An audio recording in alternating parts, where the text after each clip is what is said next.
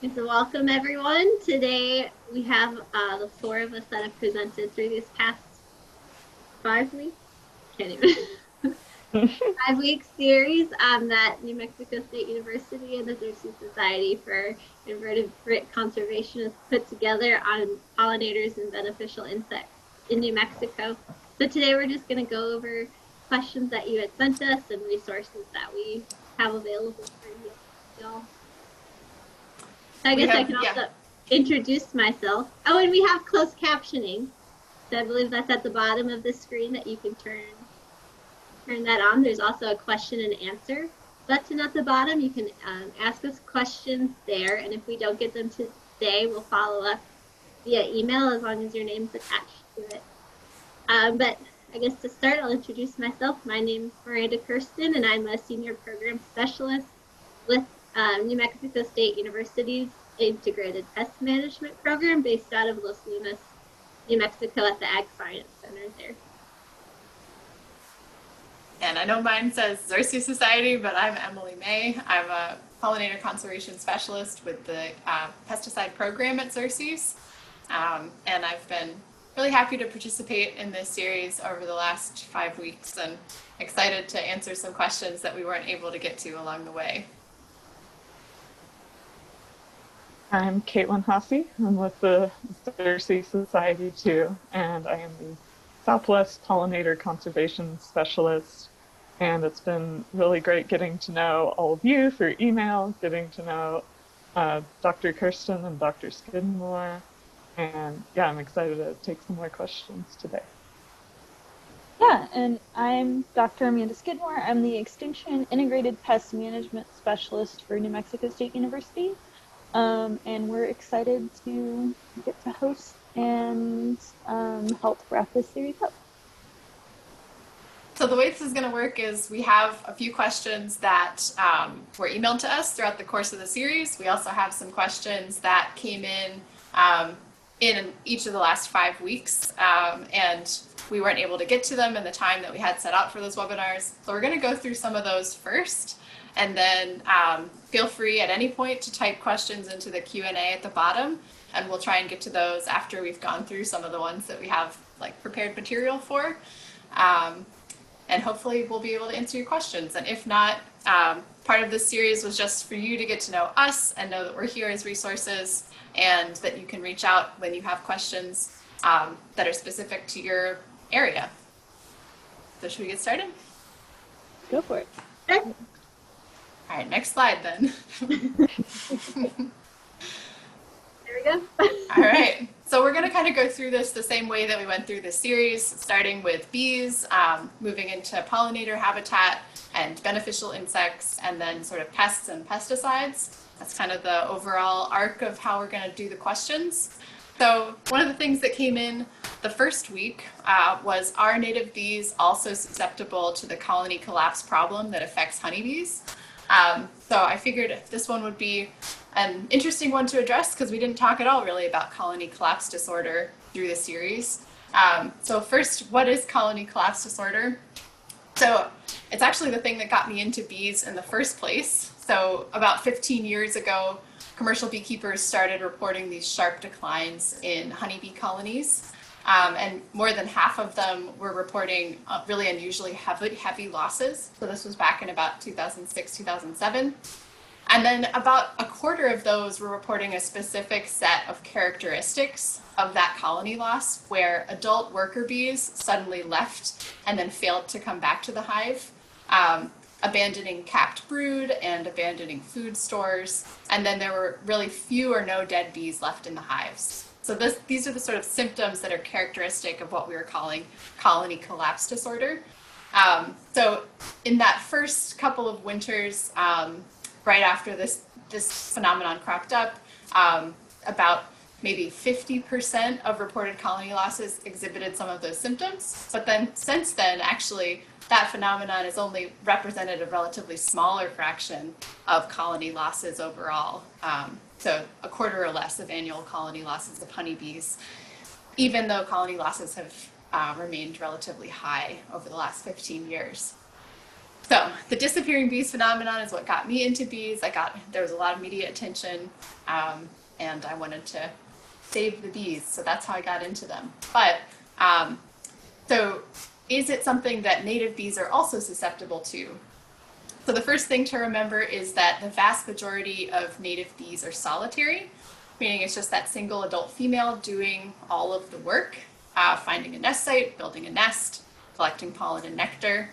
So solitary bees can't exhibit colony collapse symptoms because worker bees leaving the hive and then not coming back is something that could only occur in a bee species that is social, like honeybees and bumblebees. But I went looking around and I could not find any reports of the same phenomenon occurring in bumblebees. We know that a variety of bumblebee species are declining, but we're not actively going into colonies checking for the presence of workers, checking for the presence of brood and food stores, like beekeepers do with managed honeybees. Actually, I tried to do that with my masters, and let me tell you, bumblebees do not like their colonies disturbed. And despite what you might think, bee suits are not protective against stings. So anyway, what we know is about bumblebee declines is really at the landscape level and not at the colony loss level. But the real answer to this question is, at least for now, no. Researchers seem to think that the phenomenon of colony collapse disorder is specific to honeybees. I could talk more about that if you want, in terms of there's no definitive cause that's been identified for it. It's most likely a combination of viral load of a few specific viruses alongside weakened immune systems, which can come from some kind of combination of poor nutrition, gut pathogens, pesticide exposure, and varroa mite infestation. So it's like a very multi-factor problem. But yeah, so the simple answer is no.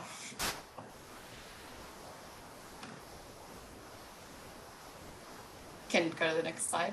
Oh, this was the slide that I had about colony collapse disorder. So yeah, specific phenomenon that affects honeybees, likely from a combination of stressors. Native bees are in decline, but much harder to track on an individual nest or individual colony level. And we don't think that they are experiencing the same phenomenon. Okay, so another one that came in sort of on similar level was how and how much do honeybees affect native bees? And this is a really kind of complicated one because there's so many potential interactions, from ecological interactions to more socio-political interactions.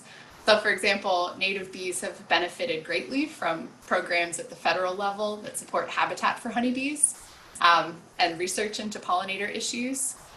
And on a personal level, the only reason I'm here with you today is because I wanted to know more about colony collapse disorder and I wanted to do more for honeybees. So there's lots of people that get into thinking about native bees from learning about really cool honeybee interactions. But I don't think that's what this question asker had in mind. So in terms of ecological interactions, you can go to the next slide. The main two ways that honeybees and native bees might interact, or that honeybees might affect native bees, are resource use and competition for resources, and then pathogen spillover and disease transmission. So if we dig in a little bit more, I was asked, I think at one point, about how much acreage you need for pollinator habitat for honeybees. And the answer is really variable depending on the environment and density of resources. But to give you some numbers, a single honeybee hive consumes about 20 to 130 pounds of pollen per year and 120 to 900 pounds of nectar per year. So depending on where that colony is located and how many flowers are available in that area, it could represent a pretty substantial fraction of the available resources. And I know some of these numbers are hard to translate, but a pretty standard sized apiary with 40 hives is estimated to extract the pollen equivalent of 4 million wild bees from the surrounding landscape over the course of 3 months. But what proportion that actually represents of the overall landscape available resources is really going to depend on your location and the time of the year how abundant flowers are, and lots of other environmental factors. So there's some evidence that this resource use in areas where resources are limited can negatively affect wild bee communities by taking that pollen and nectar away from potential wild bee users of it, and then also by sort of excluding through competition wild bee use of preferred plants that leads to them switching to sort of less preferred sources of pollen and nectar. So some of the documented impacts are things like lower reproductive success and smaller body size of wild bees in areas with lots of honeybees and not a lot of flowers. So the other main concern is about disease transmission. So honeybees can transmit diseases like deformed wing virus, as well as a couple of different parasites to different species of native bees, including bumblebees, when they both interact at shared flowers. And those diseases can have a variety of impacts like reduced survival and reproduction of native bees. So commercial pollinators and commercial pollination is a key driver of emerging disease in wild pollinators. So what can we do about it? So as beekeepers, the best thing that you can do for wild bees is to provide additional floral resources that benefit both honeybees and native bees, and also to be managing your hives to keep your bees as healthy as possible so that they're less likely to transmit viruses and pathogens to wild bees. In terms of protecting native bees, we do recommend some caution around placing managed bees of any species. So that could be honeybees, it could also be commercially managed bumblebees in habitat that supports vulnerable or declining native bee species. So far away from known locations of pollinators that are listed on state or federal endangered species lists or designated as species of concern. We also don't recommend hives in areas of special value for biodiversity like high elevation meadows. But that gets into some of it. If any of you are interested in like reading scientific papers about this stuff, you can always reach out and I'm happy to send you PDFs of some of the relevant ones. You can go to the next slide. All right, so this is the last question that we had about native bees for now, sort of first webinar in our series. And as a reminder, all of these are going to be on YouTube, so you can go back and look at what was available and what we said in earlier webinars. So this one is, are cuckoo bees a threat to other bees? So if you didn't catch that webinar, like cuckoo birds, cuckoo bees don't build their own nest or collect pollen and nectar to feed their offspring. So they're depositing their eggs in nests that are built and provisioned by a different species of bee. And then their larvae are developing on the pollen mass that's provided by that host. There's a couple different ways that they do this. Some of them go into closed nest cells, and they remove the host egg or larva, deposit their own egg, and then close that cell back up. Some of them deposit nests into nests that are still open and in the process of being provisioned with pollen and nectar by the host. And in those cases, the kleptoparasite adult female isn't removing the host eggs. The larva has these sharp mandibles that it uses to kill the host eggs or larvae. Which sounds bad, but are they really a threat to host species? So there's multiple different lineages of kleptoparasitic bees that have evolved independently, and they have been around anywhere from 10 to 110 million years. So host-parasite relationships have persisted for a really long time, which means that kleptoparasites aren't decimating their host species. Hosts also have evolved responses to kleptoparasites. So eggs that are laid into an open and provisioning nest might be detected and removed. So there's kind of a balance and a back and forth to these relationships. And actually, these really host-dependent relationships it's kind of a risky evolutionary strategy. So if you were laying your eggs in lots of different kinds of nests and lots of different kinds of species, that could be a great survival strategy over time. But most cuckoo bees are really host-dependent, making them more vulnerable to change that affects that one host species that they're depending on. So they're actually the first group of bees that show response to disturbance, and there's increasing focus on them as possible indicator species for bee declines. So the short answer is no.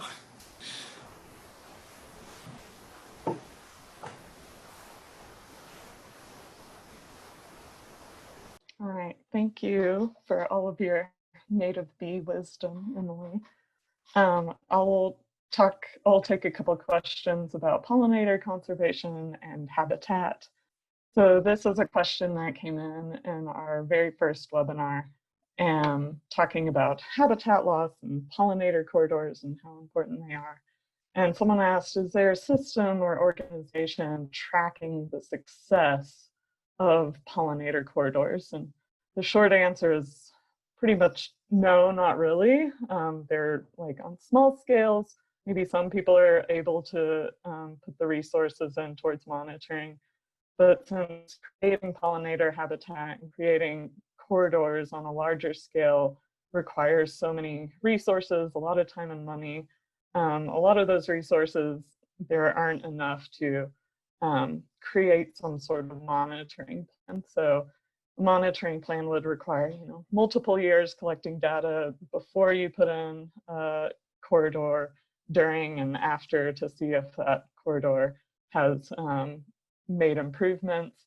So yeah, it's really just not feasible in a lot of situations. But the idea of building habitat corridors and stepping stones is based on a lot of scientific evidence that shows that greater habitat connectivity equals higher insect abundance and diversity. So based on research of insects and other arthropods in urban settings, for sure, we know pollinator corridors and patches that have flowering plants can really boost pollinator population. So that's not happening for all pollinator corridor and habitat building. We do have evidence that shows that it's more than likely it's working if we're including, the right amount of flowering plant resources, if there's overwintering and nesting sites, and reduce of pesticide use or no pesticide use, basically. And these corridors are really critical to the existence and movement of pollinators in these landscapes that have a lot of habitat loss, like urban areas. And just in New Mexico, there's a couple urban pollinator corridor or habitat improvement programs going on. So in Albuquerque, there's the Backyard Refuge program, and that's with the Friends of Valle de Oro. And they're doing a lot of work to help homeowners and renters create habitat for backyard wildlife in yards in Albuquerque. So if you're interested in helping build corridors in urban areas, they're a great resource in Albuquerque. And then the Xerces Society, I've talked about this a couple times in this series, but we're planning to launch a pollinator trail in Santa Fe next year. So we're trying to map out where we can connect with pollinator habitat in the city and how we can help homeowners and renters create more pollinator habitat so we can connect and create corridors in urban areas where there has been a lot of habitat loss. So yeah, not a lot of monitoring, but we know from other research that it's likely really beneficial and good to have these corridors in. Next slide, Miranda, please. We got a couple questions or just interest in community science opportunities. So, since it's hard to get a lot of money to fund, a lot of different monitoring projects, you can help contribute in your free time to community science programs. And there are a few in the that are really nationwide, but a few that are specific to the Southwest. So one, if you're interested in taking pictures of bumblebees, which is just a great thing to do anytime you're outside, is bumblebeewatch.org. You can create a little account, you can take pictures of bumblebees, and some entomologist will ID those, hopefully be able to ID those to species, and you can add to a really big bumblebee observation database. Same with the monarch milkweed mapper. That's the west.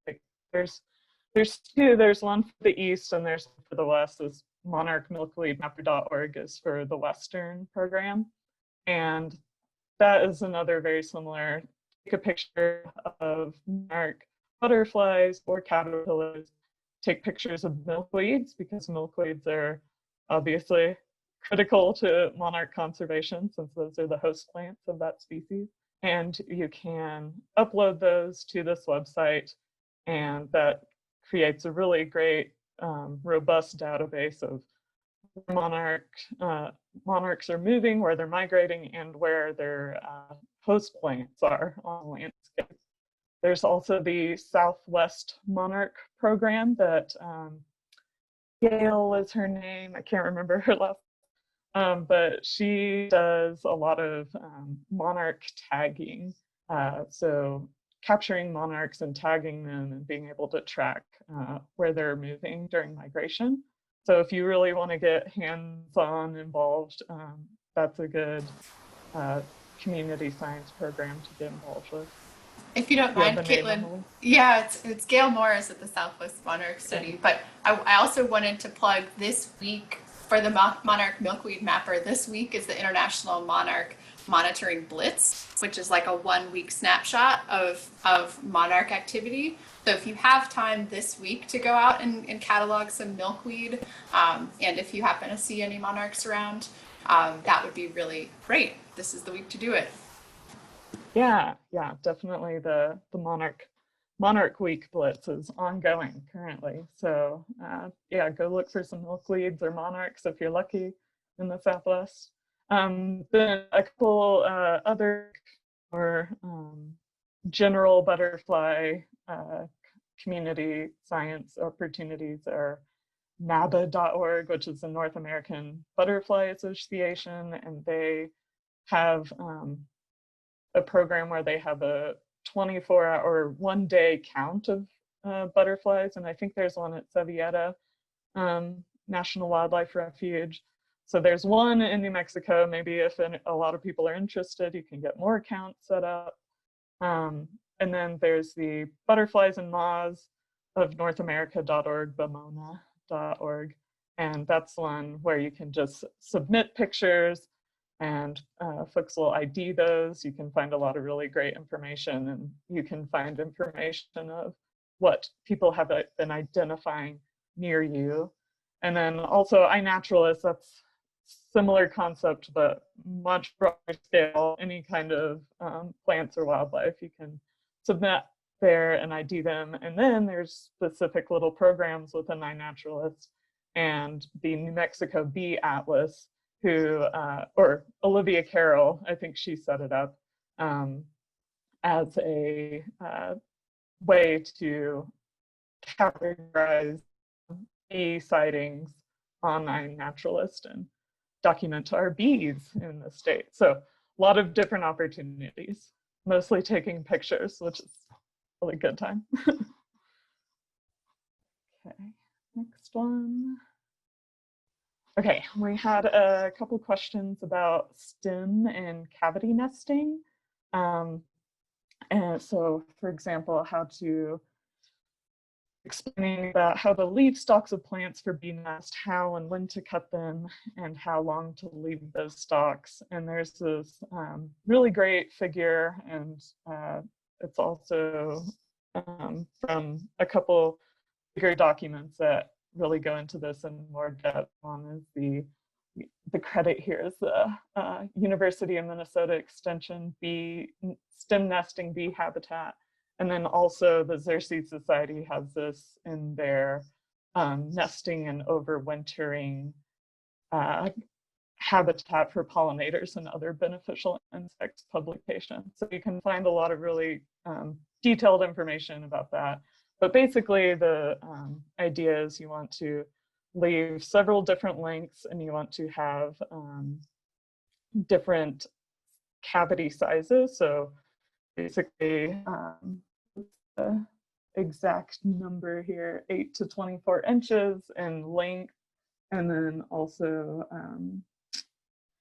let's see, basically just small to larger cavity holes, so you can accommodate multiple sizes of bee species. And you want to cut those back in early spring. Just cut the dead flowers off of stems. That way you're not disturbing a cavity that is already open and has bees in it. You're opening those for bees that are going to be emerging later. And then for another question we had about carpenter bees nesting in yucca stems, are they there indefinitely or only for a season?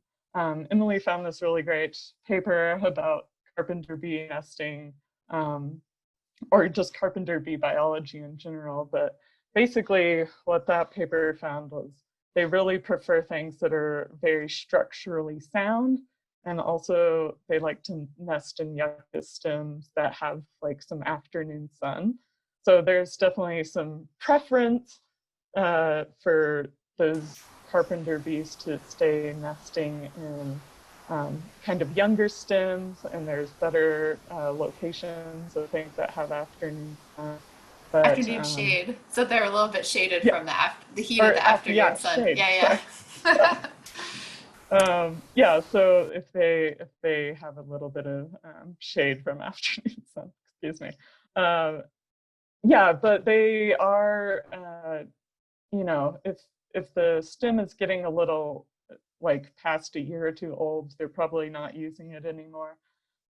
So can I say it's indefinitely or only for a season? It's probably somewhere in between there. And next. Yeah, before we skip to the next question, one of the things to add about this, and this is how I was trying to help answer the question when it got posed at a different talk last week, was when you're trying to decide what plants to cut back in your garden or not to cut back in your garden, the idea is if it's a perennial species, go ahead and leave the stalks. If it's an annual species, those are expected to be decomposing anyway, so the bees are kind of able to, when they've evolved to pick the habitat that'll actually still be around in the spring. So when you're thinking about cutting your stalks back, or you want to declutter your garden, think about removing the annuals and leaving the perennials until that springtime. Yeah. Thanks, Amanda. Okay. So another question, like multiple questions we had about what to plant for pollinators. What are some wildflowers? And these came from a lot of different parts of the state and with different conditions. So a lot of that like really site-specific information, you might need to ask extension agents or master gardeners or gardening clubs. But I just threw this list together as an example of things that grow throughout the entire state. They're native and they can mostly tolerate really harsh conditions. They're drought tolerant for the most part. So yeah, I have just things that cover a few different plant families that bloom at different times of year. That's one thing you want to consider when you're planting for pollinators, is having that breadth of continuous blooming from spring to late fall. And then also things that are important, host plants for butterflies. And so I've got a milkweed on here, and there's other like things in the mustard family are good for whites and sulfurs. And but this is just like something I threw together, and we have more information we can recommend, but we are currently working on creating a comprehensive official plant list for specific places like urban Santa Fe and urban Albuquerque, and eventually other ecoregions in New Mexico. So Xerces will publish those at some point, but we don't have them yet. We just got here. So, but if you want to get to the next slide, Miranda. There are some really great resources already out there. There's this Los Lunas Plant Material Center, pollinator plant document that has just a giant list of pollinator plants. And that one is really, really helpful for if you need a large selection of things. And then there's also the Albuquerque Backyard Refuge Project has a plant list for creating backyard habitats, and this includes habitat importance for different species. It'll say this is good for nectar and pollen for pollinators, or birds will eat the seeds. So it's mostly focusing on what any kind of backyard wildlife might use those plants for. And then the Santa Fe Master Gardeners also have a document that is on native plants for Santa Fe. And those have a little bit of notes that say if they're really great pollinator plants, but most things in there are really important. And I should say it's not just wildflowers that are great to have for pollinators, but things like grasses, blue grama, things like that are also really good for nesting and host plants. So next slide, Miranda. Okay, so the next question I thought I'd take with our experience starting a pollinator garden at Los Lunas. So that's going to be how to plant our pollinator plants and what considerations we have regarding time of year, irrigation, and site preparation. And a lot of this is going to be very site specific, and we have multiple growing seasons in New Mexico, so depending where you're at, but we have two methods we can consider, and those are going to be seeding and then transplants, where we're putting, like this picture shows, plants that are already growing into the ground. So here in the Southwest, seeding can be difficult unless you have irrigation. So it's generally recommended that you can seed either in the spring when we get a little bit of rain, or right now during monsoon season, so you don't have to supplement it as much. You will have to consider weed issues because they're also growing at the time we want our native plants to grow. And something I learned from my own experience at my house is that you want to make sure you're putting hay or something down over the seeds, otherwise the birds are going to eat everything you just put out there, and it's very frustrating. So with our garden, we did more transplants. They are going to be more expensive, but you know exactly what's getting planted where. So with transplants, we either want to put those in the ground in the spring before it gets too hot, or during the fall, so now or later in the fall during the monsoon season. So just remember that transplanting is going to be very stressful on the plant, which is why we don't want to plant them in the summer if we can help it. They will need extra watering if you plant them in the summer, but our plants in Los Lunas, we water. So the garden was with sprinkler the first year, and our plant plots are on drip, and now it's all on drip, but we water once or twice a week. During the summer, it was about twice a week when they were getting established, and we've been able to cut that back now that they're in the ground, but make sure you're watering deep into the soil so those roots can grow further down. And then also remember, with the perennials, they do need water over the winter as well. The other thing we experience is when you're watering, so this site used to be a dirt parking lot, so the seed bank was full of weeds. So once we started applying water to that site, the weeds went crazy. And we actually lost a few flower beds because establishing a garden is a lot of work. So not to put you off, but just think about how much time you'll have to put into that garden, because you don't want to lose anything. You put a lot of money into starting a garden. So you do have to learn from your failures, but we can try our best to make it a success. So think about weed control after you get that water on the ground. You can mulch as well to help reduce those weeds. And then site prep is also going to be very different depending on what your site already looks like. So we started with, like I said, an old dirt parking lot. So the soil was very hard, making it very difficult to plant. So we ended up putting cardboard and mulch down, and that actually brought back a very healthy soil. So we have a very successful garden now. So if you have that option, that is a great way to plan ahead. But other things are to consider are how you're going to irrigate. If you're going to water by hand, that's going to be very time consuming. But if you're going to install drip irrigation, you want to do that before you get your plants in. depending on what your site looks like, you might have to level it out. And then think of what your design is, so you don't have, kind of a piecemeal effort about that. And there's a lot of resources here in landscape designers that are willing to help with that know more about it, because it can be very overwhelming to start from scratch, depending on what your goals are. Change my slide.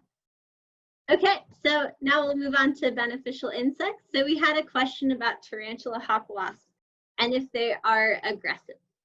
And I guess the short answer is no, tarantula hawk wasps are not aggressive, and they don't want to sting you, but they will sting you if they're disturbed or handled. Although I have had friends that hold them in their hand and they haven't been stung. Tarantula hawk wasps do have one of the most painful stings out there, so we do want to avoid trying to get stung. But it will just be the females that have the stingers, so they're the ones that are out collecting spiders for their young. But you'll also see the adults on flowers because the adults feed on pollen and nectar. And just a fun fact, the tarantula hawk wasp is our state insect here in New Mexico. Awesome. One of the other questions that we also got was about cicada killers. So these guys have been popping up a lot. This is their time of year to emerge from the ground and to start building their nests. So these wasps are about 2 or 3 inches long, and they can kind of make a loud buzzing sound. And the question that we had is that they are chasing someone in their garden. What should they do? So cicada killers are territorial. So when they start building their nests, they will hover around the ground and try to chase you out of their habitat area. But just like the tarantula hawk wasp, they are not going to come at you to sting you unless they feel threatened or you've caught them in your hand. These guys are beneficial. And one of the points we want to make between both the tarantula hawk wasp and the cicada killer is that they are completely different from the Asian giant hornet, which made the news earlier this year. And we will actually be publishing a guide on that soon this week. So stay updated on our social medias, and we'll talk more about that in the future as well. So these are good guys we'd like to have. But just to be clear, there's no Asian giant hornets in New Mexico. Correct. There are no Asian giant hornets in New Mexico. They've only been found in Washington State. And it was only a handful that were found, and they were very quickly eradicated, and there have been no reports since. Okay, so we also had a question about bait or trap plants that you can use for grasshoppers. So this will be a plant that you would put around your vegetable or flower bed to kind of detract the grasshoppers from there. So generally would recommend taller crops for that. So things like sunflowers or tall grasses to help protect your vegetables or flowers. And you can don't mow those down, so the grasshoppers will hopefully stay on those plants, and then you can treat them on those plants or in whatever way you find best to. We had another question about grasshoppers and if there are negative effects of the fungus that target grasshoppers. So I think we mostly mentioned the Nolo bait, which is this first one, the Nocinum genus. But there are 3 fungi that are natural enemies of grasshoppers. So I just thought I'd address each of those.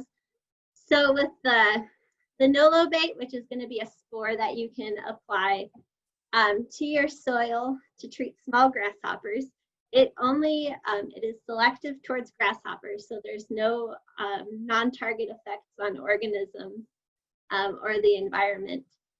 This next one, which has a very long name that I'm not going to try to pronounce, is a naturally occurring fungi, so it's not available commercially, but you might see the effects of it in your garden. So this is another fungus that only targets grasshoppers. So if you see dead stiff grasshoppers holding onto a plant, that means that they were infected by this fungus. And the last one is this Beauveria, which is actually more of a general fungus, so it affects a wider variety of insects than just grasshoppers. But this is another spore that you can apply to your plants.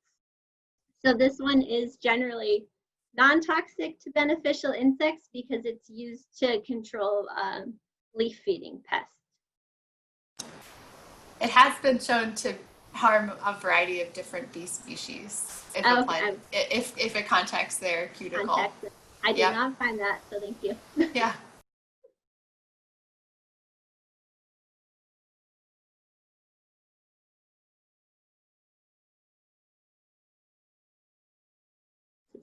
So we also had a question for IPM strategies for squash bugs, which do commonly occur around here.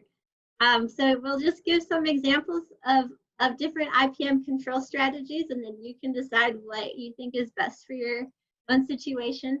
So remember, with IPM, our first step is we want to monitor to see if we even have squash bugs there. So that's going to be kind of time consuming with our squashes since they can get big, because we need to check all the leaves and the undersides of the leaves for eggs, bugs, and feeding damage to the plants. We can also make some cultural control changes.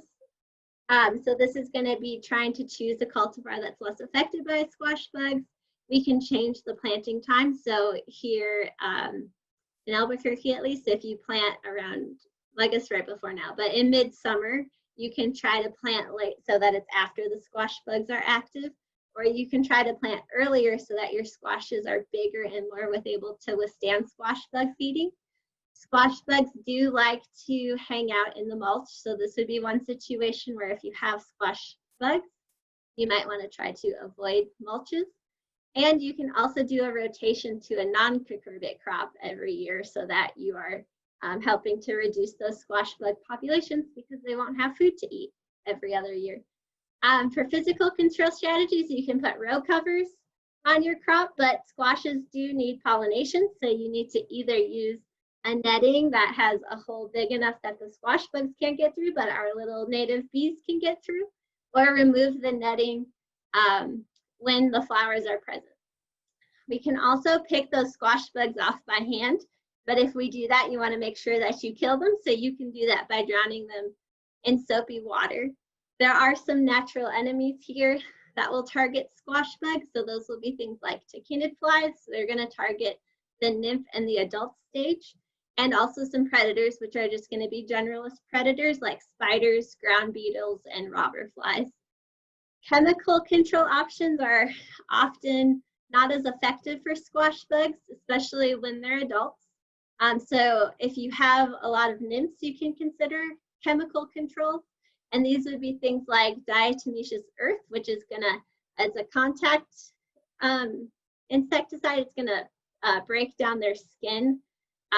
You could consider things like neem oil, but it's more expensive and it's less effective on the squash bugs. And then there are conventional chemical options available, but if you do decide to go that route, please just make sure you're following the label.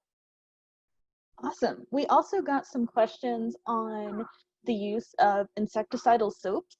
So one of the questions was, can I use a homemade insecticidal soap? And one of the things that we want to caution about homemade insecticidal soaps is that a lot of times soaps that we find in our laundry rooms or under our kitchen sinks, or that we use for our dishes or for our hair, have additives in them that can be harmful to our plants and to the environment. So when you're looking to use an insecticidal soap, it's a good option to look for something that has been specifically designed and is a product that's labeled as an insecticidal soap.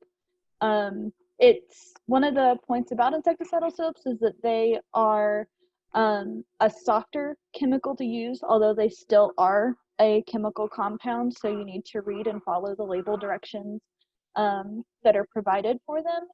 But these are often more safer to use around pollinators and beneficial insects than some of the other chemical control options.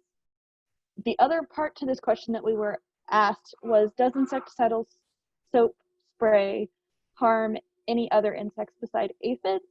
And insecticidal soaps are targeted at soft-bodied insects. So these are going to be things like your mealybugs, aphids, thrips, um, immature scales that are moving around on plants, and spider mites. And these can be really great to help control some of the pests. What happens is the soap is abrasive to their exoskeleton, and so it helps to break down um, and cause the insects to um, lose the water content that they need to survive. So they end up desiccating. The one thing to caution is to always read the label on the product that you have, because some plant species are more sensitive to soap products, and so it's not necessarily recommended that we use a soap product on every single species that's out there. So if you have more questions about that, we can share more information about what species to be aware of. Can I add one thing there, Amanda? Sure. Which is just that I see the recommendation a lot to do this mix of like soap, dish soap, salt, and vinegar. And that absolutely would harm beneficial insects. Those things mixed together are more harmful than any one by itself. Exactly. And insecticidal soaps are not necessarily 100% safe for our beneficial insects and pollinators. There's still that concern about directly spraying it onto them and the contact with them. But they're much less harmful than a lot of the other chemicals that we have. So we still need to use them in moderation and with consideration. But I think that helps answer that question. Okay, so I think this is the last one that we have from the questions that came in through the webinar series. And it was a kind of complicated one, but I'll try to address it quickly because I know we're getting a little bit short on time. So the specific question is about, do pesticides accumulate in insects and then up through the animal food chain that feeds on insects? So this can definitely happen. So some definition of terms might be helpful. So bioaccumulation is actually the increase in concentration in a single organism. So where an organism's taking something in and then storing it faster than they can break it down. And then biomagnification is that accumulation through the food chain, where something, a substance like a pesticide, is increasing in concentration from one link in the food chain up to the next one. So the famous historical example of this, of biomagnification, is DDT. So the organochlorine pesticides, many of which are no longer on the market, were very persistent and very slow to break down, slow to be metabolized. So they were taken into and stored in cells and fat bodies faster than they could be broken down. So DDT was used for mosquito spraying. Trace amounts of that DDT got into plankton and algae in marshes, and then filter feeders took up those that trace amount. So clams and fish consumed and concentrated that trace amount. And then by the time it reached the top level, so like predators like eagles and osprey, those had the highest concentrations, and the birds that had high levels of DDT produced thinner eggshells, which decreased the survival of their offspring. So that's why we had huge crashes and things like bald eagles, and why with the ban on DDT, eagles have made a recovery because that's no longer biomagnifying up the food chain. So that's the historical example. There are fewer examples of that in currently registered pesticides. Many of the more persistent chemicals have been phased out, but there are other ways that pesticides can affect the food chain. So insecticide use that is lethal to prey insects that are at the base of the food chain, like caterpillars, could cause food deprivation for insectivorous birds that are dependent on that prey. So there was a study from the Netherlands that compared long-term monitoring of insectivorous birds, or insect-eating birds, with the concentration of neonicotinoids, which is a class of insecticides, in surface water across the Netherlands. And they found that higher concentrations of imidacloprid, which is the most common neonic, in surface water was consistently associated with lower or negative population growth of these insectivorous birds. So the species they were looking at fed their young exclusively on insects, not seeds or fruit, which means that they were likely getting, their neonic exposure through the insect consumption. But they basically had two hypotheses. One was that they were consuming insecticide directly, and that was having an impact on bird survival and reproduction, or that they were having food deprivation from not getting enough insect food resources at the base of that food chain, because the insects had been the ones that were being affected by the neonics. So this wasn't like a direct test, experimental test of those two things, but they thought that one of those two explanations was the most likely. So in answer to the question, yes, they can do that. And there's other ways in which they can affect the food chain. So I think that's the end of the questions that we received. So we had a few resources to go through here. Yeah, for sure. So we just want to thank everybody who's participated. We're going to go through these resources, and then we're going to get to the questions that have come in while we've been talking today. But as folks living in New Mexico, we have resources, including the Cooperative Extension Service. So every county and several tribal regions have their own county or tribal agent that can help answer questions specifically related to your county. Like we've talked about, New Mexico has many different ecoregions, and your agents are excellent at being able to help answer some of the questions that you have, so you can reach out directly to them and get some of your questions answered. A lot of those individual counties and NMSU itself has a lot of good social media pages that you can follow to find localized information. One of the great resources is that we have our Extension Master Gardeners, and you can look that up in your county, and there's usually a hotline that you can call and contact to have a lot of your questions helped answered. You want to go on to the next slide, Miranda? Thanks. So we also have the NMSU Plant Diagnostic Clinic, and this you go through your local county extension agent like we talked about on the last slide, and you're able to submit samples of insects or plants or disease materials that you would like to have identified, and your local agent can help you, as well as sending those samples into the Plant Diagnostic Clinic, where they are given to the specialists to look at, and we can provide feedback and a full summary and report of what's happening for your exact site. So this is a great free service that you have access to living in New Mexico. And then specifically for the IPM program that has been helping to host this webinar series, you can reach out to us on our website and see several of the different resources that we have available and some of the ongoing projects we have. If you follow our social media pages on Twitter and Facebook and Instagram, you can see things that are happening real time with things in New Mexico, as well as different news articles that we publish. And then you can also reach out to us at our email address to ask any additional questions we might not get the chance to answer now, or anything that might come up in the future. One thing we do want to point out is that we do have several resources related to pollinators and beneficial insects that you can find on our website.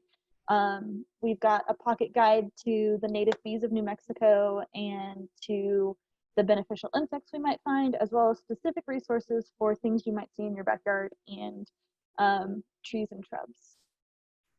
As well as we're always constantly putting out new material and information. I think this one was yours, Emily.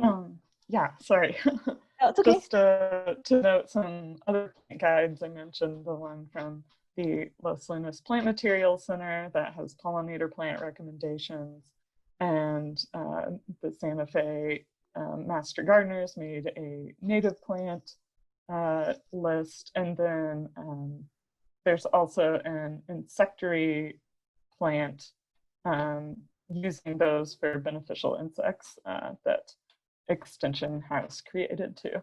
So there's lots of plant guides online, and we'll be sending an email out to everyone who has registered for these webinars. So if you've registered we're going to be sending out a mass email to everyone that has links to all of the different materials we have mentioned. So all of these plant guides, all of Xerxes materials we've mentioned, Olivia's book, her website, NMSU resources. We'll be sending an email with links to those.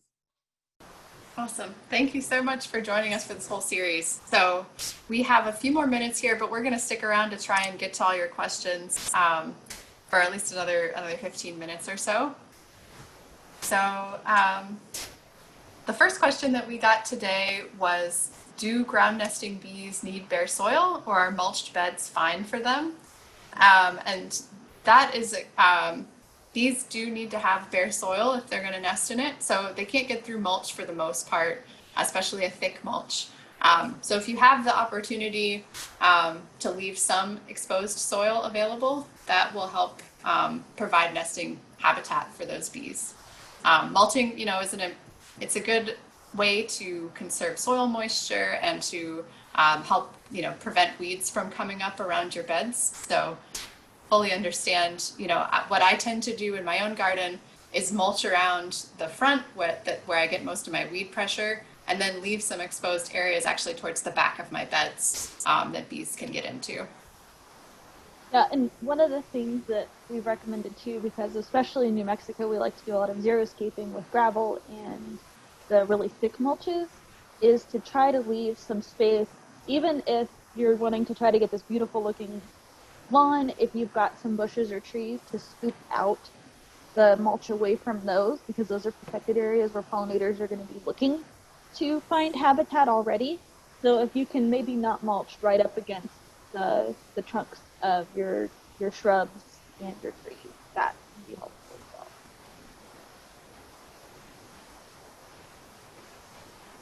So Caitlin, I see that you wanted to answer, do you recommend planting Russian sage for bees? Yeah, so just say that yes, Russian sage is like attractive to pollinators, but if you're trying to attract native pollinators, we do really recommend planting native plants. So Russian sage is from Asia, and did not evolve in the Southwest here, so it may not be attracting a lot of our native pollinators, or but it does really well in the Southwest. Obviously, you see it in many yards. It's really dry uh, landscape adapted plant. But I've noticed it can, like, once it gets a little bigger, it can really spread through its rhizomes and kind of take over places. So it's kind of maybe a little problematic in some situations where it's not competing with anything else. But yeah, I would prefer or recommend people plant native, but Russian sage is one of those ornamental garden plants that I wouldn't be concerned about. So yeah, just making sure that, if you do have Russian sage, plant other native plants nearby, so you can also have that diverse native options to help support many different pollinators. But it does bloom for a really long time, and bees like it, so definitely not a bad plant. I think we also got a question about how much overlap is there between Arizona and New Mexico, and what some of these resources would be applicable. And we're super excited to have folks from other states joining us. And one of the things that we'd like to remind you too is that you do have your own cooperative extension service that probably has some resources that are specific to your area as well. And so if you need help finding those, we're more than happy to help get you connected. But there is a lot of overlap depending on what part of the state you're in. Most of the practices that we've been talking about throughout this entire series are great practices that can be adopted for your own setting, no matter where you're located. Some things may not be as accessible, and that's okay. You don't have to follow everything specifically, but trying to adopt these practices to help preserve pollinators and beneficial insects is a great way to help support the environment. And I see that you're interested specifically in the native bee guide, and that is a very general pocket guide, so it should also be relevant for Arizona. Mm-hmm. I also just found the Pollinator Partnership has an Arizona bee identification guide, so I'll share that in the questions right now. It looks very useful. It was the Arizona Extension. Mm-hmm. Yep, most extension services have somebody specifically working on pollinators, so reaching out to your own extension service is a great option. There's another question on here that was on different types of if you mulch in your garden, and Miranda, you might be able to help me answer this one a little bit too, but the question here specifically says to be careful when using hay if you were to go out and buy hay bales and to put those in your garden because you can be introducing weed seeds, which is true. So one option if you're trying to reduce weed pressure and get a mulch into your garden might be to use some type of a cover crop such as a ryegrass or something like cowpea that might be allelopathic, which means that it's going to cause other types of plants. It releases a chemical that helps to reduce the weed pressure.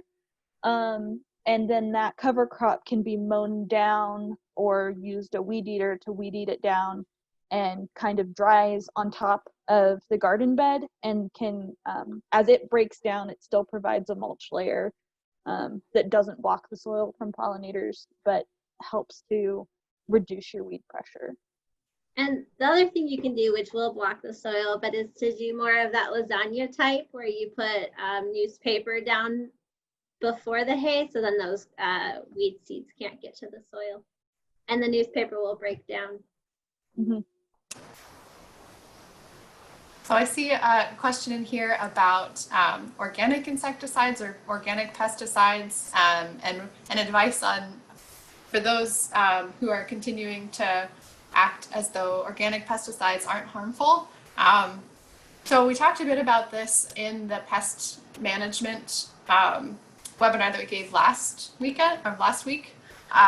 But I have a resource that I developed for Xerces last year that basically goes into how a lot of those different organic pesticides actually work and what level of harm they might pose to different kinds of beneficial insects. So we'll definitely include that in the resource list that gets sent out as part of the email to all of the people who registered for all of these webinars.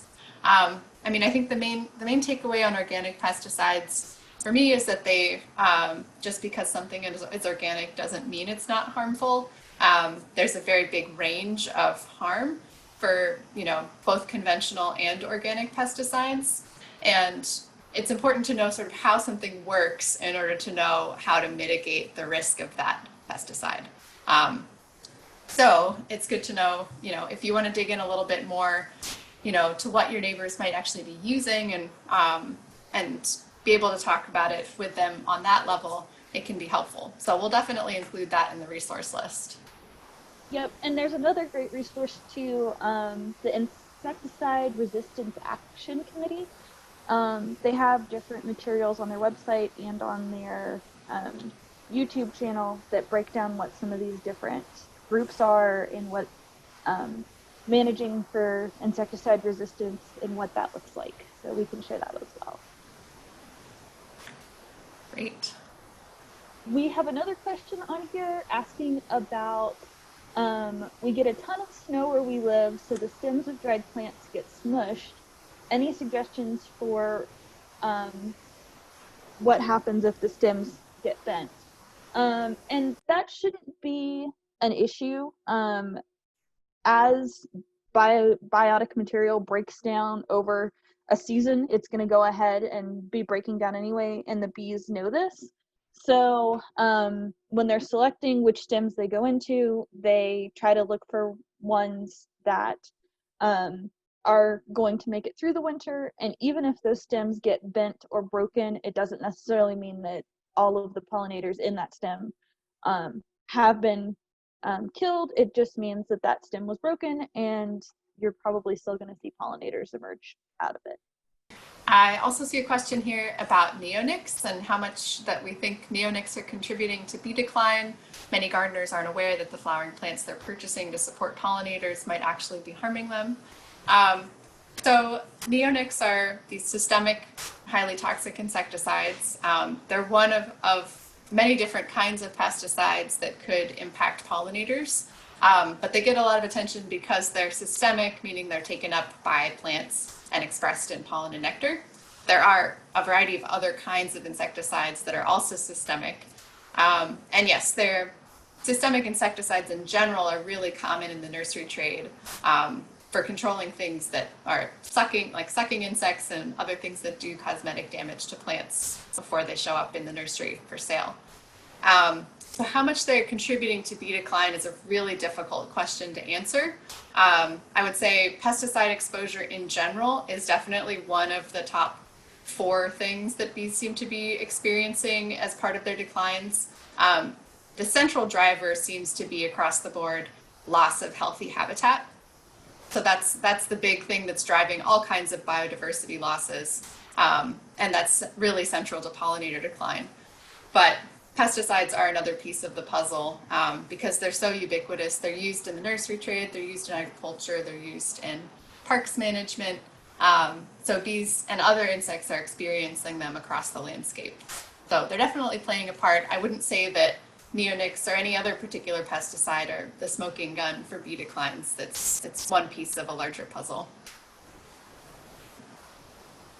But if you're interested in neonics specifically, we do have a really long report about specifically what we know about neonics and how you can, we're working on some guidance for nurseries and consumers to talk about how to talk about it with your nursery and what you can do to mitigate risks of, if you do buy nursery plants that have neonics or other systemics in them, what you can do to mitigate the risks to the bees in your yard. So look forward to that. I think one of the other questions on here we've touched on a little bit, but learning how to better identify bee species, do we have any quick tips? We did talk about bee identification with Olivia Carroll during our first lecture, and Miranda covered beneficial insect identification during our second or third lecture. And as we get those available, we will be posting those online to share. So we can go back through and spend some more time with that. If you're looking for some good keys or identification materials, Olivia Carroll's book, Bees in Your Backyard, which we'll send a link to, is a really great starter for identifying different bees. It also shows you maps of their ranges and where you will be able to find them across the country and in New Mexico. There's also a really great guide for beneficial insects called Garden Insects of North America by Whitney Franshaw. And that's a very affordable guide that you can get on Amazon or from several different online sources that has some really great pictures and some good information to get you started. I've even used it as Christmas presents for people who ask me to identify bugs for them all the time. I'm just like, here you go. And then online, if you like taking photos of pollinators, submitting them to iNaturalist or submitting them to bugguide.net can also be great. There's lots of entomologists like us that like to spend their free time trolling around, identifying things on those websites. So you'll often get a pretty quick answer if you post photos on there. The other one is if you sign up to volunteer for the Great Sunflower Project, they'll send you a little, they let you download their ID guide, and it's this great little flip book, well, if you make it a flip book, that has some of the more common bees you'll see around your yard, and the different body shapes to look for, and just some quick tips for that. Right. There was another question about a wasp nest. So a gray papery looking wasp nest about the size of a fist on the roof of your patio.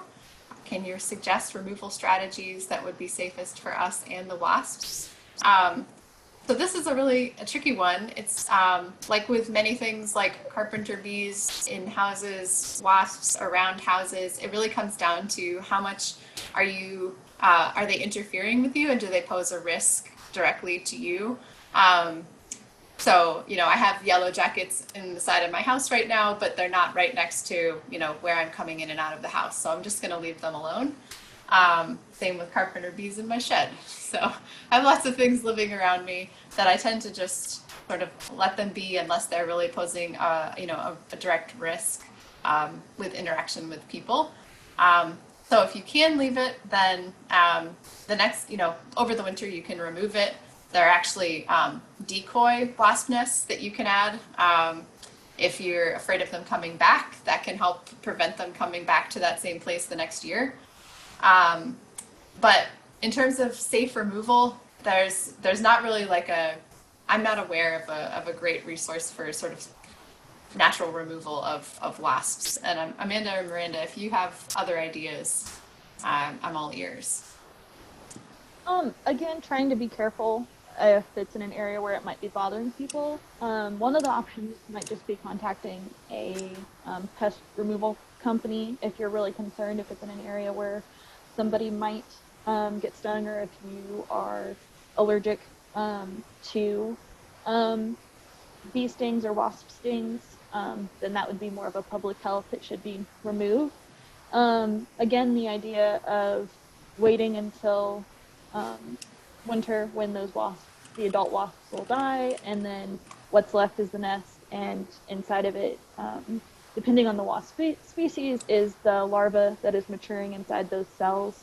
I had a situation last year when I went home for Thanksgiving where a mud dauber wasp had made a long tube inside my parents' living room because it somehow made it through their screen door. And when I went to remove the nest itself, because my mom was freaked out by it, inside of it was stuffed a bunch of different spiders and pest insects that the wasps had collected to feed their young. So they're kind of fun to take apart once you know that there's not an adult there that you might get stung by. And you can also just toss them in the freezer too if you're concerned. If you're able to get to the nest without any wasps and you want to remove that completely, you can put it in your freezer, and then it's kind of a fun experiment for kids to break it apart and see what's on the inside.